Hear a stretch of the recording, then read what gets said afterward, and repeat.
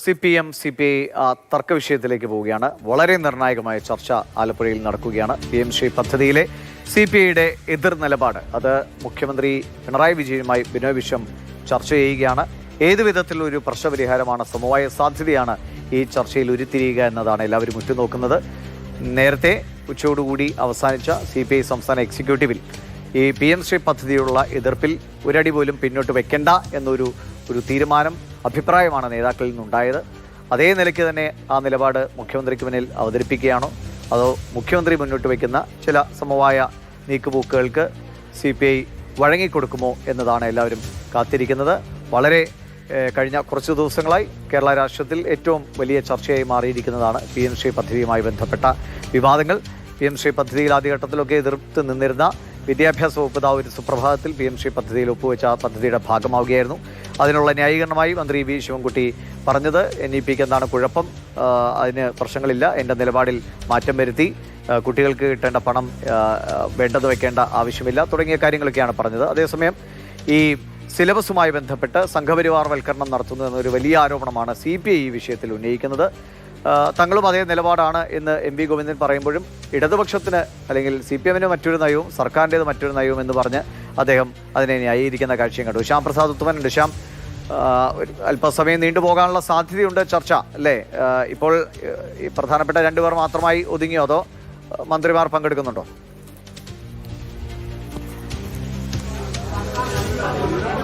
ബിനോയ് വിശ്വവും മുഖ്യമന്ത്രിയും തമ്മിലാണ് ഇപ്പോൾ കൂടിക്കാഴ്ച നടക്കുന്നത്. ഇതിനുശേഷം വൈകിട്ട് 5 മണിക്കാണ് പുന്നപ്ര വേലാർ രക്തസാക്ഷി സമ്മേളനത്തിൻ്റെ സമാപന സമ്മേളനം.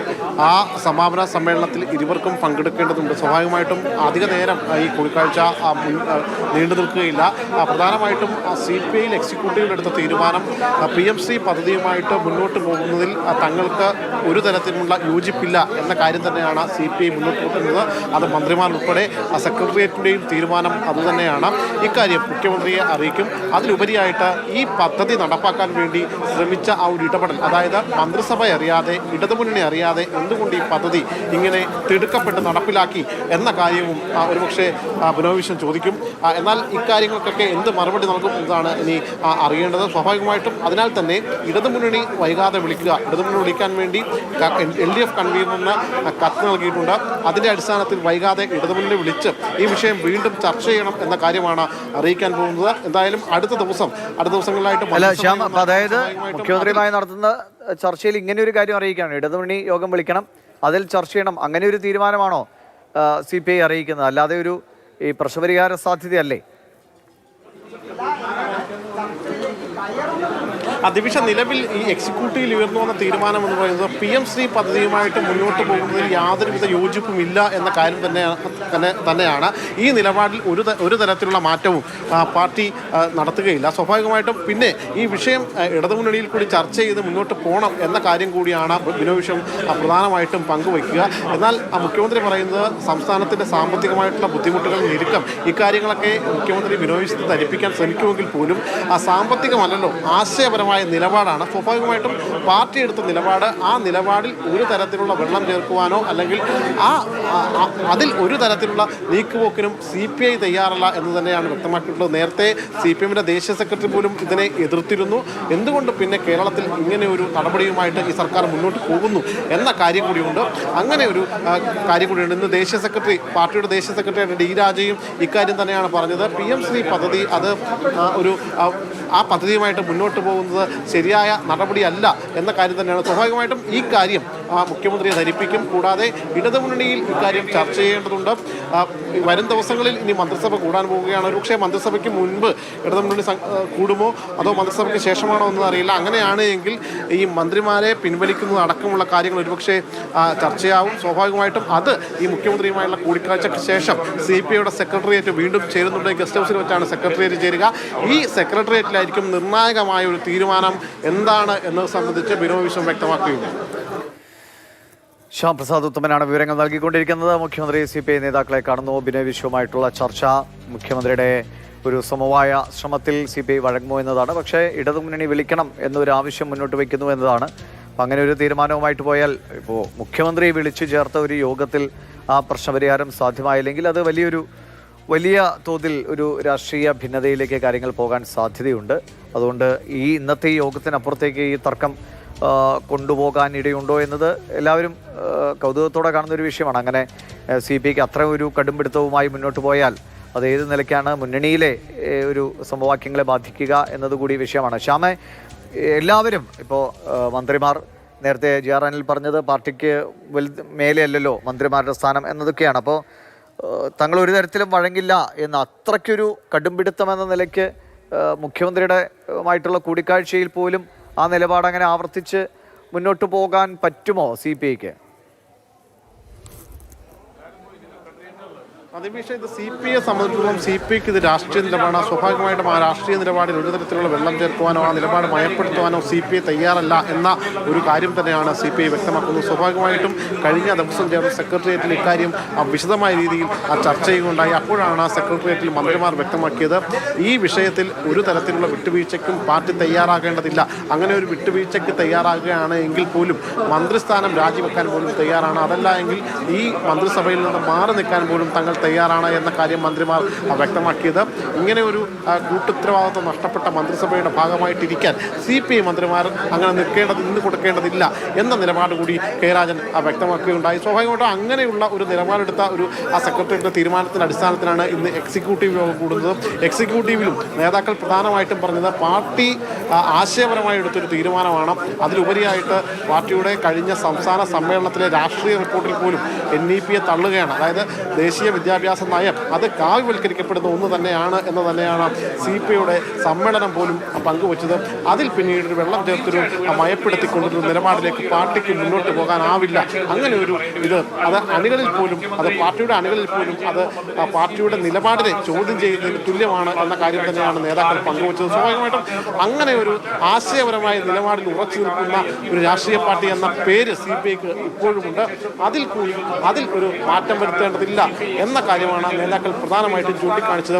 ആ നേതാക്കളുടെ അഭിപ്രായങ്ങൾ തന്നെയാണ് ഇന്ന് എക്സിക്യൂട്ടീവിലും കൂടുതലായിട്ട് ഉയർന്നു കേട്ടത്.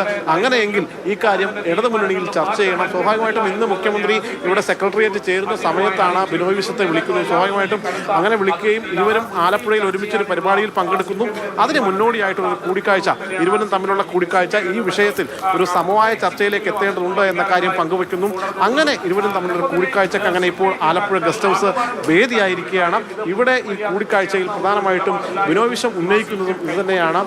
ഇരു പാർട്ടികളുടെയും രാഷ്ട്രീയപരമായ ആശയപരമായ നിലപാട് എന്ന് പറയുന്നത് PM-ശ്രീ പദ്ധതിക്കെതിരാണ്. പിന്നെ എന്തുകൊണ്ട് ഈ പദ്ധതി ഇത്ര തിടുക്കപ്പെട്ട് വേഗത്തിൽ ഒപ്പിട്ടു എന്ന ഒരു ചോദ്യം, ആ ചോദ്യമാണ് ബിനോയ് വിശ്വം ഉന്നയിക്കുക. അങ്ങനെ ഒരു ചോദ്യത്തിന് എന്ത് മറുപടി മുഖ്യമന്ത്രി നൽകും എന്നത് അറിയേണ്ടതുണ്ട്. സ്വാഭാവികമായിട്ടും ഇങ്ങനെ ഒരു രാഷ്ട്രീയ നിലപാട് ഉയർത്തിപ്പിടിക്കുമ്പോൾ അതിൽ വെള്ളം ചേർക്കാനില്ല എന്ന് CPI പറയുമ്പോൾ CPI പറയുന്ന മറ്റൊരു കാര്യമുണ്ട്. ഇത് ഇടതുമുന്നണിയിൽ പോലും ചർച്ച ചെയ്തിട്ടില്ല.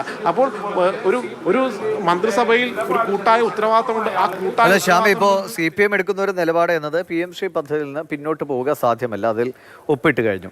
മാത്രവുമല്ല, ഇത്രയും വലിയൊരു പണം നമുക്ക് കിട്ടാനുണ്ട്. അത് കിട്ടിയേ മതിയാകൂ. വിദ്യാഭ്യാസ വകുപ്പിൻ്റെ മുന്നോട്ടുള്ള പോക്കിന് പോലും ഈ പണം ആവശ്യവുമാണ്. അതുകൊണ്ട് ഇത് ശരി, ഞങ്ങൾക്ക് വേണ്ട എന്ന് പറഞ്ഞ് കൈയൊഴിയാൻ പറ്റുന്ന അവസ്ഥയിലൊന്നും അല്ല നമ്മുടെ സർക്കാർ എന്നത് യാഥാർത്ഥ്യമാണ്. അപ്പോൾ അതുകൊണ്ട് ആ നിലപാട് അവർക്ക് മാറ്റാൻ കഴിയില്ല. പക്ഷേ ഇതിൻ്റെ നടപടിക്രമങ്ങൾ വൈകിപ്പിക്കാം എന്നൊക്കെ പറഞ്ഞ് ഒരു സമവായത്തിന് ശ്രമം ഉണ്ടാകുമോ? ആ നടപടിക്രമം വൈകിപ്പിക്കുക എന്നത് പിന്നെ ആ പദ്ധതിയുടെ ഗുണം ആർക്കും കിട്ടാൻ പോകുന്നില്ല എന്നതാണ്. എന്തിനാണ് ഇങ്ങനെ ഒരു വല്ലാത്തൊരു അടവ് നയം തന്നെ ശ്യാം?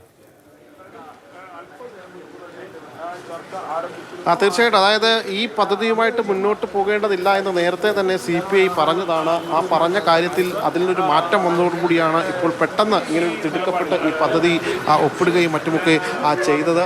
അങ്ങനെ ഇതിൽ തിടുക്കപ്പെട്ട് ഇങ്ങനെ ഒപ്പിട്ട നേരത്താണ് CPI അത് മാധ്യമ വാർത്തകളിലൂടെയാണ് ഇക്കാര്യം അറിഞ്ഞതെന്നാണ് അന്ന് ബിനോയ് വിശ്വം പറഞ്ഞത്. അങ്ങനെയാണ് പറഞ്ഞത്, മന്ത്രിസഭയുടെ കൂട്ടുത്തരവാദിത്തം പോലും നഷ്ടപ്പെട്ടിരിക്കുന്നു. അതായത് മന്ത്രിസഭയെ പോലും ഇരുട്ടിലാക്കിക്കൊണ്ടാണ് ഇങ്ങനെ ഈ ഒരു പദ്ധതിക്ക് ഒപ്പുവെച്ചത് എന്ന് പോലും.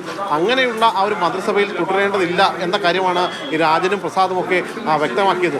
ഇങ്ങനെ ഒരു രാഷ്ട്രീയ നിലപാടെടുത്ത് CPI മുന്നോട്ട് പോകുമ്പോൾ ആ നിലപാട് ശക്തിയുക്തമായിട്ട് അറിയിക്കണം എന്ന കാര്യമാണ് ഇന്ന് എക്സിക്യൂട്ടീവിലും പറഞ്ഞിരിക്കുന്നത്. അതുതന്നെയായിരിക്കും ബിനോയ് വിശ്വം ഇന്ന് മുഖ്യമന്ത്രിയെ അറിയിക്കുക. ആ നിലപാടിൻ്റെ അടിസ്ഥാനത്തിൽ സ്വാഭാവികമായിട്ടും ഇടതുമുന്നണി വിളിക്കേണ്ടതുണ്ട്. ഇടതുമുന്നണി വിളിച്ച ശേഷം ഈ ഇടതുമുന്നണിക്കകത്ത് ഇക്കാര്യം ചർച്ച ചെയ്യേണ്ടതുണ്ട്. ഒരുപക്ഷെ ഇനി വരാൻ പോകുന്നത് തദ്ദേശ തെരഞ്ഞെടുപ്പുണ്ട്, അതോടൊപ്പം തന്നെ നിയമസഭാ തെരഞ്ഞെടുപ്പ് വരാൻ പോകുന്നു. ഈ തെരഞ്ഞെടുപ്പിന് ഉൾപ്പെടെ ഇക്കാര്യങ്ങളെല്ലാം ബാധിക്കും എന്ന കാര്യം കൂടി CPIയുടെ ദേശീയ എക്സിക്യൂട്ടീവിൽ ഇന്നത്തെ സംസ്ഥാന എക്സിക്യൂട്ടീവിൽ ഉയർന്നു വന്നിട്ടുണ്ട്. അതായത് തെരഞ്ഞെടുപ്പിൽ പോലും ഇത്തരത്തിൽ ആശയപരമായ ഒരു നിലപാടിനെ കേവലം സാമ്പത്തിക ലാഭത്തിന് വേണ്ടി അത് തിരുത്തേണ്ടി വരുന്ന ഒരു സാഹചര്യം അതുണ്ടാകുന്നത് അത് വലിയ ബുദ്ധിമുട്ട് പാർട്ടിക്കുണ്ടാക്കുമെന്ന കാര്യം കൂടി. അപ്പോൾ ഇക്കാര്യങ്ങളടക്കം ഒരുപക്ഷെ ബിനോയ് വിശ്വം ഈ മുഖ്യമന്ത്രിയെ ധരിപ്പിക്കുമെന്നാണ് മനസ്സിലാക്കാൻ കഴിയുന്നത്. അതിൽ ഇനി എന്ത് തീരുമാനമെടുക്കും? ഇന്ന് ബിനോയ് വിശ്വവും മുഖ്യമന്ത്രിയും തമ്മിലുള്ള കൂടിക്കാഴ്ചയ്ക്ക് ശേഷം ഈ CPIയുടെ സെക്രട്ടേറിയറ്റ് ചേരുന്നുണ്ട്. ആ സെക്രട്ടേറിയറ്റിലായിരിക്കും എന്ത് നിലപാട് സംബന്ധിച്ച് സ്വീകരിക്കണമെന്ന് സംബന്ധിച്ച്. സ്വാഭാവികമായിട്ടും ഇന്ന് എക്സിക്യൂട്ടീവ് കഴിഞ്ഞ ശേഷം ബിനോയ് വിശ്വം ഒരു അക്ഷരം പോലും മിണ്ടാതാണ് ഗസ്റ്റ് ഹൗസിലേക്ക് വന്നത്. ആവർത്തിച്ചുള്ള ചോദ്യങ്ങൾക്ക് ഒരു തരത്തിലുള്ള മറുപടിയും ബിനോയ് വിശ്വത്തിൻ്റെ കയ്യിൽ ഉണ്ടായിരുന്നില്ല. ഇനി മുഖ്യമന്ത്രിയുമായുള്ള കൂടിക്കാഴ്ചയ്ക്ക് ശേഷം സെക്രട്ടേറിയറ്റും കൂടി കഴിഞ്ഞു കഴിഞ്ഞാൽ അദ്ദേഹം ഈ പുന്നപ്രവേലാർ സമാപന സമ്മേളനത്തിൽ പങ്കെടുക്കാൻ പോകും. ഒരുപക്ഷെ ആ ഘട്ടത്തിൽ മാധ്യമങ്ങളുടെ ചോദ്യത്തിന് മുന്നിൽ അദ്ദേഹത്തിന് മറുപടി പറഞ്ഞേ മതിയാകും. ശരിയാണ്. എന്തായാലും ഈ യോഗത്തിന് ശേഷം മാധ്യമങ്ങളെ കാണുമായിരിക്കും എന്ന് നമുക്ക് കരുതാം. കാരണം ഇപ്പോഴുണ്ടായിരിക്കുന്ന ഉരുണ്ടുകൂടിയിരിക്കുന്ന ഈ പ്രതിസന്ധി എങ്ങനെയാണ് പരിഹരിക്കപ്പെടുന്നത് എന്ന് പ്രതിപക്ഷവും സ്വാഭാവികമായിട്ട് ഉറ്റുനോക്കുന്നുണ്ട്. കാരണം CPI കടുത്ത എതിർപ്പുമായി നിൽക്കുന്ന വേളയിൽ മുൻ KPCC അധ്യക്ഷൻ K. സുധാകരനൊക്കെ സ്വാഗതം ചെയ്യുന്ന CPIയെ മുന്നണിയിലേക്ക് സ്വാഗതം ചെയ്യുന്നു എന്നൊരു നിലപാടെടുക്കുകയുണ്ടായി. അപ്പോൾ അതുകൊണ്ട് എല്ലാ രാഷ്ട്രീയ പാർട്ടികളിലും ഈ PM-ശ്രീ പദ്ധതിയിൽ CPM-CPI തർക്കം എങ്ങനെയാണ് പരിഹരിക്കപ്പെടുക എന്ന് ശ്രദ്ധയോടെ കാണുന്ന കാര്യമാണ്. സ്റ്റെഫിൻ കൂടി നമുക്കൊപ്പം ചേരുന്നുണ്ട്. സ്റ്റെഫിൻ, എന്തായാലും ചർച്ചകൾ നടക്കുന്നു. ഇടതുമുന്നണി യോഗം വിളിക്കുക, അതിൽ ചർച്ച ചെയ്യുക എന്നതൊക്കെയാണ് CPI മുന്നോട്ട് വയ്ക്കുന്ന കാര്യം. അങ്ങനെയെങ്കിൽ ഇന്നത്തെ ഈ ചർച്ചയിലും ഒരു തീരുമാനം നമുക്ക് പ്രതീക്ഷിക്കുകയില്ലോ. പിന്നീട് ഇടതുമുന്നണി യോഗം വിളിച്ച് ഞങ്ങൾ ഇതിൽ നിന്ന് പിന്നോട്ട് പോകുന്നു എന്ന് CPM പ്രഖ്യാപിക്കാനും പോകുന്നില്ല. പിന്നെ എന്താണ് ശരിക്കും CPI ആഗ്രഹിക്കുന്നത്? CPIക്കും ഈ പ്രശ്നം പരിഹരിച്ചല്ലേ പറ്റൂ?